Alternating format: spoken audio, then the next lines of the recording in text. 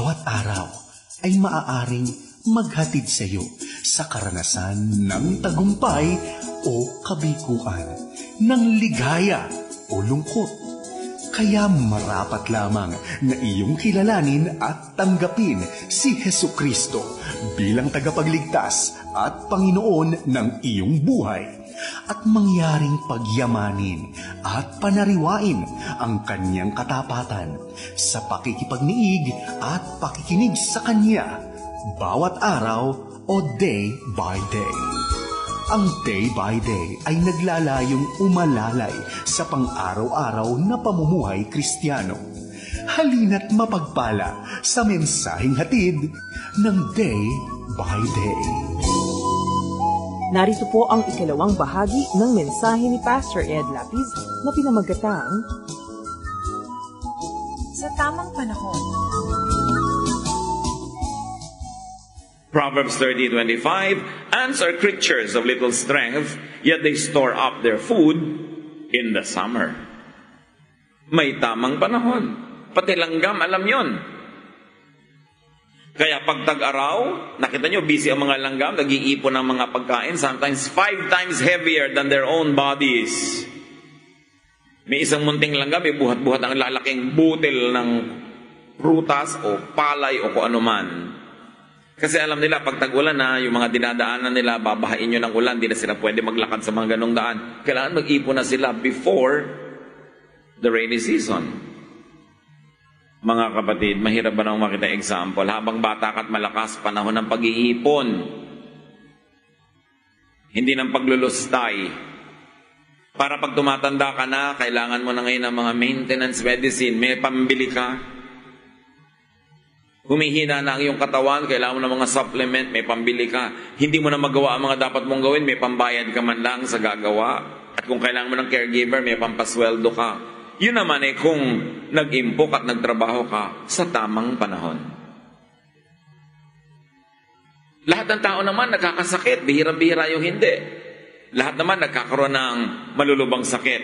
Wala ka man lang health insurance, wala kang itinanim sa panahon, wala kang aanihin sa panahon na kailangan mo ng prutas.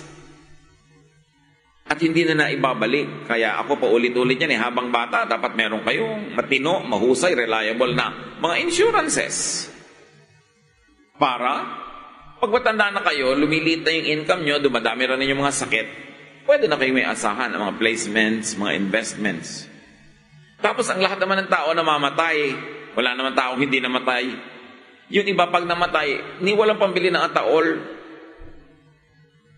Wala pa namang ganong kalaking styrofoam. Tsaka ayaw mo naman siyempre, no? Wala man lang paghahanda kahit ano. Pag sinabi mong bumili ka na ba ng lote na paglilibingan, ay, knock on wood. Knock on wood, mabuhay ka forever. Darating at darating, ba't di mo paghandaan? It's unfair to the people you will leave behind if you do not prepare for these things. Sila ang nagkakaproblema. Proverbs 20 verse 4, A sluggard does not plow in season. So at harvest time, he looks but finds nothing. Yung mga pinag-aaral, hindi nag-aaral na mabuti. Pag mag-a-apply ngayon, hindi pumasa-pasa sa mga test. Ano ngayon ang natitirang future para sa iyo? Pag baligtad ang timing, baligtad din ang bunga. Pag yung oras ng trabaho ay nagpapahinga, sa oras ng harvest, gutom ka. Laging baligtad. Isa sa mga pinaka-powerful forces of the universe ay time, panahon. Dapat yan igalang, hindi pwedeng labanan. Laging panahon ang nananalo. Kaya pag nakakaedad na ang tao, nalalaglag na ang pisngin, nalalaglag ang baba. Kasi nananalo ang panahon. Kasi araw-araw hinihila yan ng gravity. Ngayon kung ayaw mo malaglag yan, maglakad ka pati warek. Maglakad ka pati warek para laging na mataas pagka tumayo ka. Mangyayari at mangyayari. Kaya kung minsan, pag sobrang nilalabanan din nyo, nakalaglag na kung ano-ano pinaglalalagay sa mukha. Mukha ng bato sa tigas ng mukha. Tumatawa, akala mo nakasimangot. Wala nang expression kasi nilalabanan ng panahon. Masama pa sa matandang magmukhang matanda. Ngayon, kung medyo na-enhance mo, okay lang. Pero kung ano-ano lang ginawa mo, yung dimple mo talaga kung saan-saan na nakarating, naging puyo. Naglalakad ang iyong dibdib kung saan-saan pagka tumatalon-talong ka. Abay, nilalabanan mo kasi ang panahon Kaya naman mahalaga, nung bata ka, di-enjoyin mo yung kagandahan mo. Ang ganda, sandali lang. Sandali lang. Tapos yung mga killjoy na matanda, pag nagpapaganda yung bata't nananalamin, ikwintas mo na ang salamin. Nagagalit pa. Kailan ba siya magpapaganda? Dapat yung bata, pinapayagan natin maging bata. Basta't merong mga moral guidance, may mga hindi tinatawid na lines ng correctness, hayaan sila maging bata. Kaya sabi ni Solomon, enjoy the season. Ecclesiastes 8:15. So I think we should get as much out of life as we possibly can.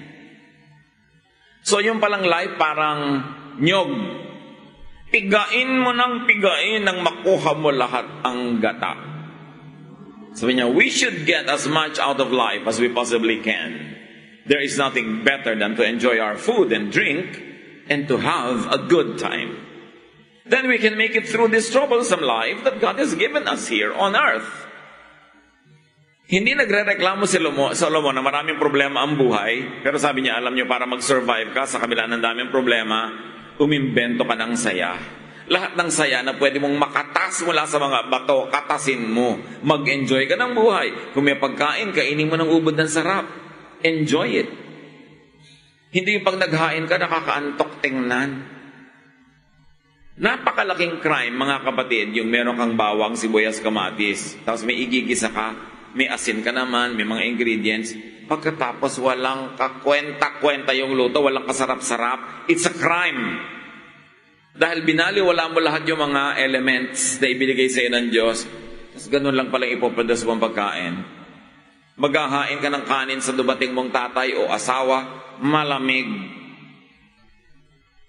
Yung isda, pinrito mo na kanina pa kasing tigas na ng bato nung kakainin, hindi na i-enjoy. Kasi gusto mo minsan na lang para tipid sa labor. But we should appreciate fine things in life. Kahit tuyo yung nakahain, naka-formation na korting bulaklak, lalagyan mo ng konting mga hiniwang kamatis na may korte-korte, may kulay naman yung table mo, masarap kumain. Kailangan pinapasarap ang buhay. Dapat ang bedsheet na hinihigan mo, malinis, mabango, hindi yung pagsinigan mo, hindi na mag-aapoy sa dumi.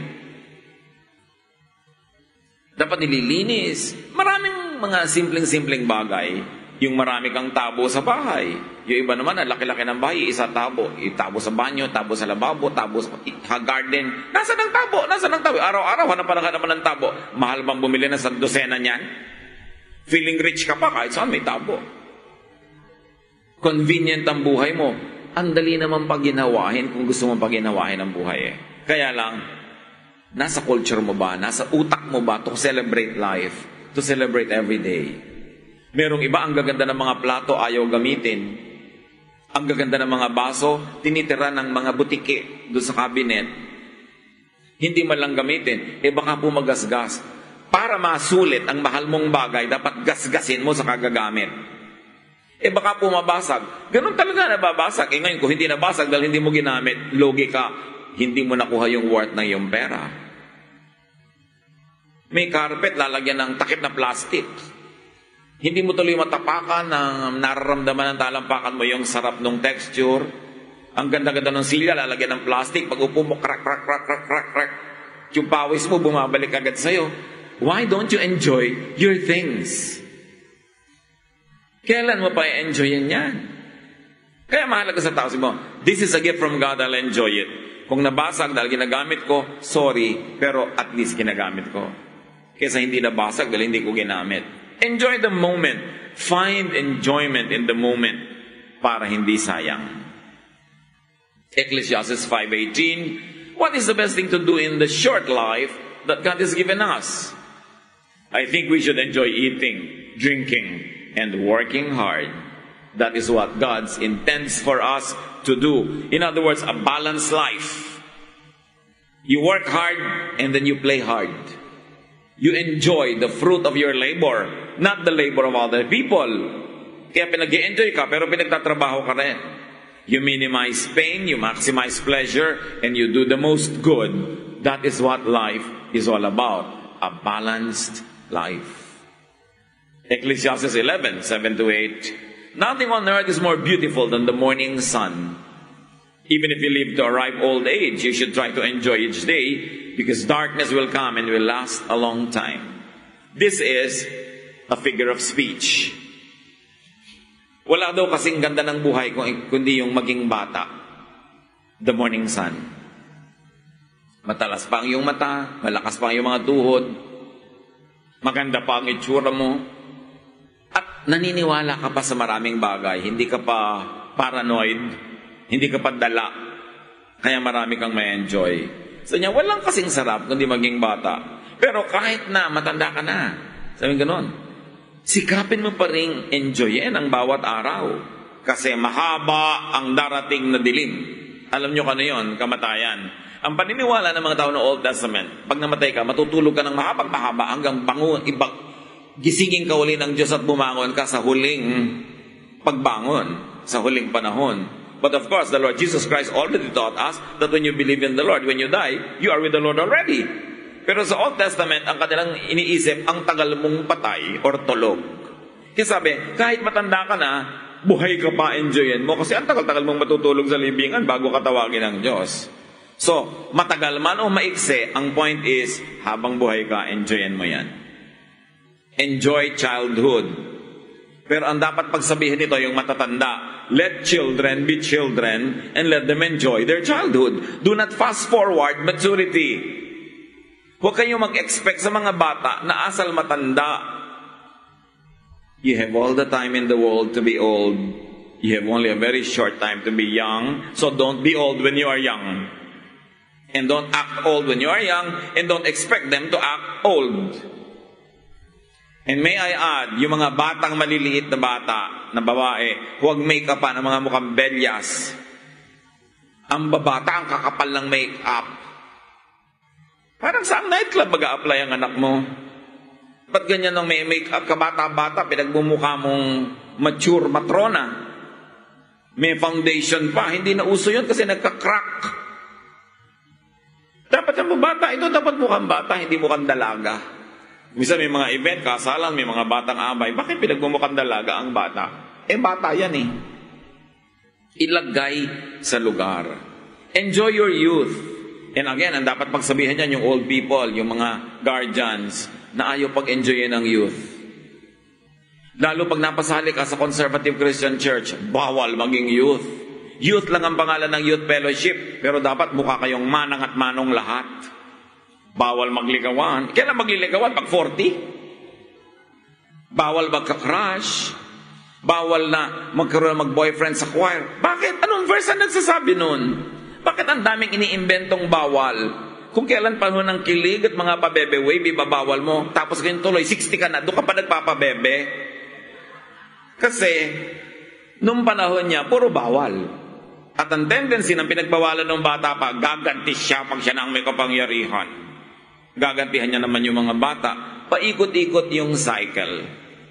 Hindi natin sinabing dapat magwala sila, ikalat nila yung buhay nila sa kalye. No. But let them be youthful. Let them be young. Ang dami-daming panahon para maging matanda. At hanggang mamatay ka, matanda ka na. Tapos lagi mo inisip, alam mo, nung bata kami. Ano nangyari nung bata kayo? Wala. So, enjoy even your senior years. Huwag yung, matanda na ako. Patay na po ba kayo? Hindi pa. Mag-enjoy pa kayo dahil buhay pa kayo eh. Kaya yung mga medyo may edad-edad na at may pera-pera, magbiyahe-biyahe na kayo. Kasi kung minsan, hirap na may ibabiyahe kayo na buhat-buhat kayo sa wheelchair, o sa stretcher. Humakbang lang 3 hakbang, na-heart attack na. Kaya mahirap naman magbiyahe ng ganun. So, habang bata-bata, samantalahin nyo na. Which brings you to a point. Mga kabataan, pag mag-aasawa kayo, huwag niyong gawing iyaya ng anak niyo ang inyong magulang. Inalagaan na kayo ng inyong ina, hindi na niya obligasyong alagaan ng mga anak niyo, ng mga apo niya. Dapat, kung gusto na lang niya, namimiss ko mga apo ko, dalhin dito, pero hindi yung, may lakad po kami 2 linggo, iiwan namin sa inyong anak namin. Dahil hindi na sila mag-enjoy kahit kailan. Lagi silang nakatali sa pag-aalaga ng mga apo. Nag-anak kayo, problemahin niyo yan, huwag niyo itambak sa inyong mga magulang. Kailangan, may panahon, yung magulang nyo, na-earn na nila yung rest. Ang hirap yatang mag-survive, no? Araw-araw, halos masagasaan ka ng jeep pag tumatawid ka, na halos malason ka na kinakain mo, tamaan ka ng kidlat, gumuho ang bundok at matabunan ka. Yung nabuhay ka ng matagal, buhay ka pa, matanda ka na, ang laking achievement yun at pasalamat sa Diyos. Tapos hindi mo pa bibigyan ng freedom to enjoy. Important yun. Darkness will be long. And even if that was death or some moments in life that could be dark, dapat pag hindi dark, enjoyin mo ang panahon. Let, help, and allow others to enjoy their own time. Hindi ko mo minararamdaman ka, wala nang gagalaw, wala nang mag-e-enjoy hanggang gumaling ka. Hayaan mo sila, di puwera ka muna. But let people enjoy their time. Ecclesiastes 11:9, be cheerful and enjoy life while you are young. Do what you want and find pleasure in what you see, but don't forget that God will judge you for everything you do. Ganito ang panakot ng mga churches sa mga youth. Enjoy, be cheerful, but God will judge you. Because it's a misreading. Sabi, God will judge you for everything you do. Ibig sabihin, for the fun that you don't do, for the happiness that you don't get, God will also judge you. Sasabihin sa'yo, ba't di ka nag-enjoy nung bata ka? Gusto ko nag-enjoy ka nun. Bakit hindi ka nag-enjoy? Hindi lang doon sa bakit gumawa ka ng mali, kundi bakit puro laging tama ang ginagawa mo to the point na hindi ka na gumawa ng fun things, although hindi naman sila wrong things. Sabi, remember God, and when you can enjoy life and say, Lord, thank you. May na-enjoy kang ang sarap na higaan, you say, Lord, thank you. May kinakain ka ang sarap, Lord, thank you. Meron kang holding hands while walking, at ang relationship niya naman ay hindi illegal at immoral, you say, Lord, thank you. You celebrate life. That's what it means to remember the Lord when you are young. Be thankful even for the things you enjoy. Don't feel guilty when you enjoy. God did not create you to make you suffer. God created you to give you a good life. Happiness, joy, even pleasure. Tanggalin natin yung mga medieval concept of religion na masamang sumaya. That every form of pleasure is evil. That comes from Greek ideology. To deny the body and always think of the next life in heaven. No. But it's a prayer ni Jesus. Thy kingdom come. Pababain ang langit. Sumaamin ang kaharian mo. Ibaba ang langit sa lupa. Hindi laging gusto mong umakyat sa langit. You've got to have a slice of heaven in your daily life. That is what God wants for you. Ecclesiastes 11:10, rid yourself of all worry and pain, because the wonderful moments of youth quickly disappear. Huwag nating sobrang tambakan ng mga kabataan ng responsibilidad, ng worry, ng pag-aalala and pain, kasi sandali lang silang bata, pag lumampas yun, di nababalik. Kaya pag irresponsable ang ama, irresponsable ang ina, mga bata ngayon ang nagpipilitang tumindig bilang ama, ina ng tahanan, ninanakawan natin sila ng kanilang kabataan. We rob them of their youth and their youthful entitlements.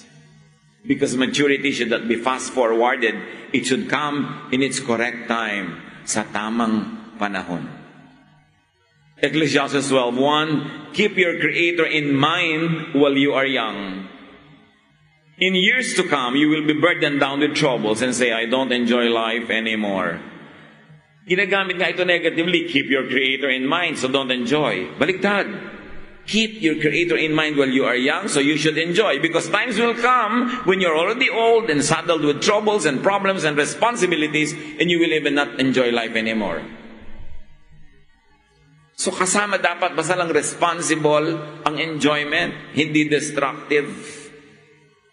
John 9:4, Jesus says, as long as it is day, we must do the work of the one who sent me, who wants me to do. When night comes, no one can work. So the Lord is talking about ministry, about service. Dapat gawin mo na yung pwede mong gawin habang pwede, habang kaya. Sa ministry kasi, bata pa po ako, pag nag-mature na ako, pag nang-mature ako, nagka-college na po ako kailangan ko mag-aaral mabuti. Pag gumraduate na, titik pa po ako ng board. Pag gumraduate sa board, may trabaho na po ako, kailangan magtrabaho ko mabuti. Tapos magka-asawa na, may asawa na po kasi ako, may bubuhayin ako mga anak. Kailan ka pa maglilingkod? So respect seasons, yours and other people's. And service to God, ministry, should be part of every season of life. Isang mito, isang kasinungalingan yung darating ng panahon when I'll be free enough to serve God. It will never happen. Dapat mag-serve ka, isinisingit mo, isinasama mo sa iyong pagiging busy. Hindi yung busy kasi ako ngayon, tsaka na ang aking godly works, ang aking charities, tsaka na ang aking ministry. Kasi pag nagpadaya ka sa ideya na yon, walang darating na ganong panahon. Bakit kahit busy ka, kumakain ka? Bakit kahit gano'n ka kabisi, natutulog ka rin naman? So ganun din, kahit gano'n ka kabisi, kasama dapat ang gawain ng Panginoon sa iyong schedule. Hindi mo ihahanap ng pag maluwag na ako, hindi yun nangyayari. Tulad din ng mga irresponsabling anak na hindi nagbibigay man lang sa magulang na tumatanda na at ang laging sinasabi, pag maluwag na po kami, bibigyan namin kayo. Kailan pa kaya yun? Hindi ka nagbibigay sa magulang pag maluwag ka na, nagbibigay ka sa magulang mo kahit gipit ka. Yun ang kasama sa season ng buhay mo. Kasi yung pag maluwag na, hindi na yung darating. Kasi pag may bago kang pera, dadagdag na income, magkakaroon ka ng bagong gastos. Hindi mangyayari pag hindi iniagaw. Romans 14:5, some of the Lord's followers think one day is more important than another. Others think all days are the same. But each of you should make up your own mind. Meron pa, bakit ka nagpapasko? So gusto ko magpasko eh. Di ayaw mo magpasko, di huwag ka magpasko. Sinabi na nga May mga anak ng Diyos na iba-iba ang tingin nila. May mga araw na special, merong hindi. Maggalangan kayo. Kung ayaw mo, di wag mo. Pero mo pingilin yung iba. Gusto niya mag-birthday, di mag-birthday siya. Ikaw gusto mo naman mag-anniversary. Whatever. Respect each other. Panahon, yun ang enjoyment niya, ibigay mo sa kanya. Sabi nga nila, walang basagan ng trip. Hayaan mo siya, fun niya yun eh. Basta hindi destructive sa iba, hindi ninanakaw sa iba ang isinasaya, hayaan mong sumaya. Ang buhay, hindi lang puro pagtitiis. In fact, hindi naman talaga yun ang gusto ng Diyos para sa atin. Pero merong mga kailangan pagtitiis para gumawa ng mabuti, para piliin ng mas mabuti, pero hindi lahat pagtitiis. Psalm 90:12, teach us to use wisely all the time we have. So there's a time for everything. Ang lahat ng bagay gawin sa tamang panahon. Huwag magsayang ng oras. Sasandali ang buhay. Minimize pain. Maximize pleasure. Do the most good. Then meet your Creator. That would have been a life well spent. Huwag nating sayangin ang buhay ng iba sa pagpilit na gawin nila yung tayo ang may gustong gawin natin. Di tayong gumawa, yung gusto niyang gawin niya. Don't ask people to live your life for you. Live your own life and let them live theirs. Live and let live. Kailangan nagbibigay tayo ng freedom to one another to pursue our dreams, to become what we want to be, and to be faithful to how God created us. Don't assign your life to others. Let them live their own lives. Ama namin, napakaraming dapat pag-aralan tungkol sa paggamit ng panahon. Sapat na ang ngayon ay aming tinalakay. Turuan niyo po kami na bigyan ito ng halaga at application sa aming buhay para walang sayang na oras. Turuan niyo kami na gawin ng mga bagay sa tamang oras, sa tamang panahon para umani kami ng mga tamang bunga. Pagbulay-bulayin natin mga kapatid kung ano-ano ang mga practical application nito sa ating buhay. Lord, as your people remain silent for a while, pondering these things, let your wisdom visit us. Teach us, O God. Ang katatapos pong ikalawa at huling bahagi ng mensahe ni Pastor Ed Lapiz ay pinamagatang Sa tamang panahon.